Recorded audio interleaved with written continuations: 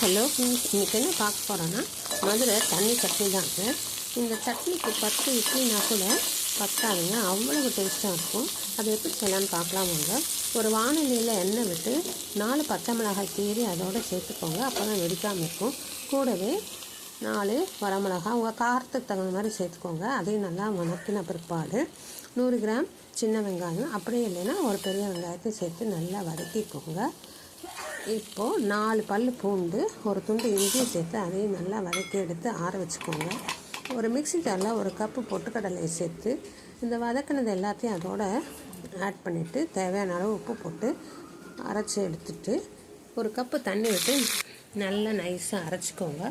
இப்போ ஒரு பாத்திரத்தில் எடுத்து வச்சுட்டு தேவையான அளவு தண்ணி ஊற்றிட்டு நம்ம எப்பயும் போல் கடுகு, உளுத்தம் பருப்பு, கடலைப்பருப்பு சேர்த்து தாளித்து இட்லிக்கோ இல்லை தோசைக்கோ பரிமாறினா சூப்பரான தண்ணி சட்னி